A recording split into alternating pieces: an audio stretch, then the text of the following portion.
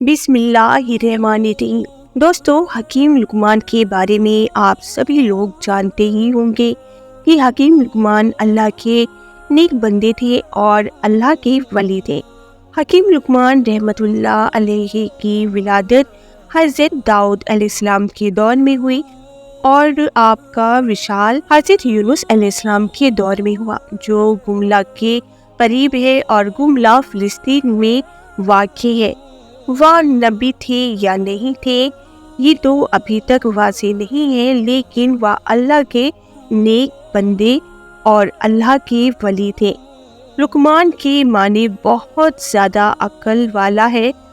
آپ کے نام میں حکیم آتا ہے اور حکیم طبیب کو کہتے ہیں۔ اللہ تعالیٰ نے حکیم لقمان کو حکمت اور دانائی بخشی تھی۔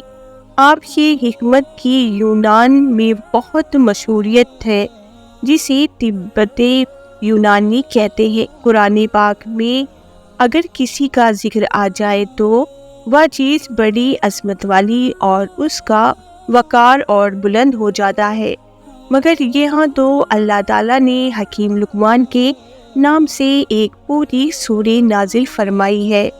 اس کے حکمت اور دانائی کے بہت سارے واقعے موجود ہیں۔ ان میں سے ایک واقعہ آج ہم آپ کے سامنے لے کر آئے ہیں۔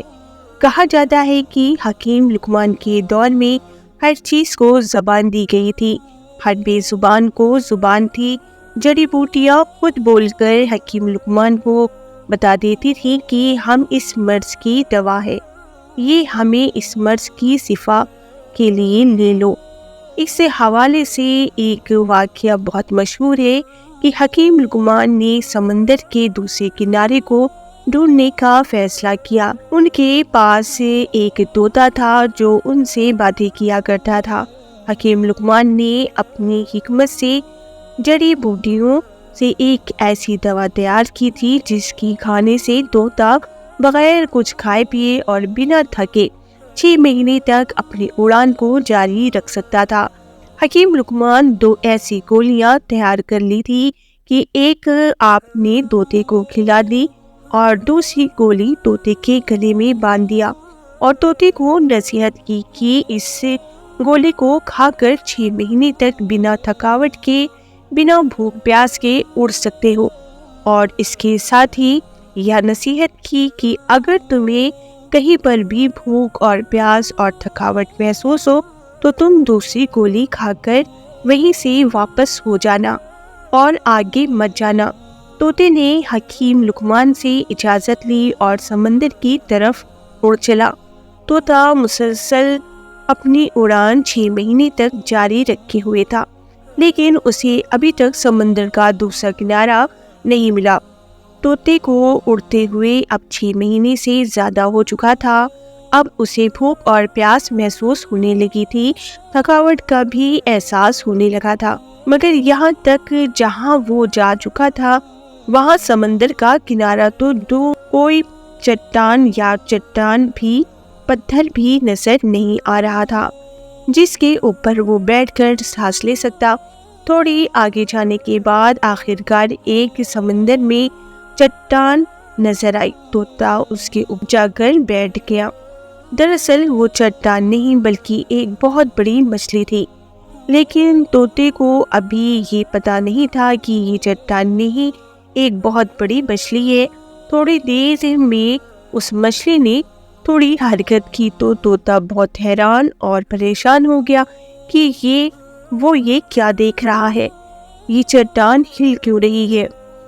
جب مچھلی نے اپنا منہ باہر نکالا تو وہ مچھلی بھی اس طوطے کو دیکھ کر حیران ہو گئی اور اس طوطے سے بات کرنے لگی۔ کیونکہ اس وقت اللہ نے ہر چیز کو زبان دی تھی، اسی لیے مچھلی نے اس طوطے سے پوچھا، تم کون ہو اور یہاں تک کیسے پہنچے؟ طوطے نے کہا، تم کون ہو؟ تو مچھلی نے کہا کہ میں اس سمندر کی مخلوق ہوں۔ تب طوطا بہت حیران ہوا اور بولنے لگا کہ اللہ کی پناہ، میں نے اپنی زندگی میں آج تک اتنی بڑی مخلوق نہیں دیکھی۔ پھر اس نے کہا کہ حکیم لقمان کا طوطا ہوں اور مجھے حکیم لقمان نے سمندر کا دوسرا کنارہ ڈھونڈنے کے لیے بھیجا ہے۔ میں نے بہت زیادہ سفر کیا ہے، ابھی تک مجھے سمندر کا دوسرا کنارہ نہیں ملا اور اب میں بہت تھک گیا ہوں اور اب میں اس سے زیادہ آگے نہیں جا سکتا۔ کیا تم جانتی ہو کہ سمندر کا دوسرا کنارہ کہاں ہے؟ تو مچھلی نے کہا کہ مجھے پہلے یہ بتاؤ کہ تم یہاں تک پہنچی کیسے ہو؟ نہ تو یہاں پر کوئی پہاڑ ہے، نہ ہی کوئی جنگل ہے، نہ ہی کوئی درخت ہے، پر تم بیٹھ کر بنا بیٹھے آرام کیے یہاں تک کیسے پہنچ سکتے ہو؟ حکیم لقمان کا سارا ماجرا اس مچھلی کو بتا دیا۔ پھر مچھلی نے کہا سمندر کا دوسرا کنارہ کہاں ہے یہ مجھے نہیں معلوم، لیکن میں اتنا کہہ سکتی ہوں کہ تم جہاں سے آئے ہو میں تمہیں وہاں پہنچا سکتی ہوں، کیونکہ اگر میں سمندر کے اندر جاتی ہوں تو بہت بڑی مچھلیاں سمندر میں موجود ہیں جو مجھے کھا سکتی ہے۔ طوطے نے کہا ٹھیک ہے، تم مجھے وہاں بھیج دو جہاں سے میں آیا ہوں۔ مچھلی نے کہا کہ تم میرے پیٹ کے اوپر بیٹھ جاؤ۔ طوطے نے ایسا ہی کیا، مچھلی کے پیٹ پر بیٹھ گیا اور پھر مچھلی نے پلک جھپکاتے ہی اس طوطے کو اس جگہ پر پہنچا دیا جہاں سے وہ چلا تھا۔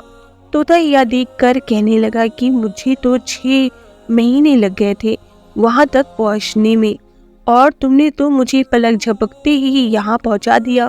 طوطا بہت حیران ہوا اور سوچنے لگا کہ ابھی تو یہ مچھلی یہاں بھی دعویٰ کر رہی ہے، اس سے بھی بڑی مچھلیاں موجود ہیں سمندر میں۔ طوطا حکیم لقمان کے پاس گیا اور جا کر اپنا سارا ماجرا سنا دیا۔ حکیم لقمان نے جب یہ سارا ماجرا سنا تو بہت حیران ہوئے اور اللہ کی بارگاہ میں سجدہ کیا اور کہنے لگے کہ اے اللہ، بے شک تو ہی جانتا ہے کہ سمندر کا دوسرا کنارہ کہاں ہے۔ تو دوستو، یہ ویڈیو آپ کو کیسی لگی؟ امید کرتی ہوں پسند آئی ہوگی، تو ویڈیو کو ضرور لائک کریے گا اور ہمارے چینل کو سبسکرائب کر لیجیے۔ اللہ حافظ۔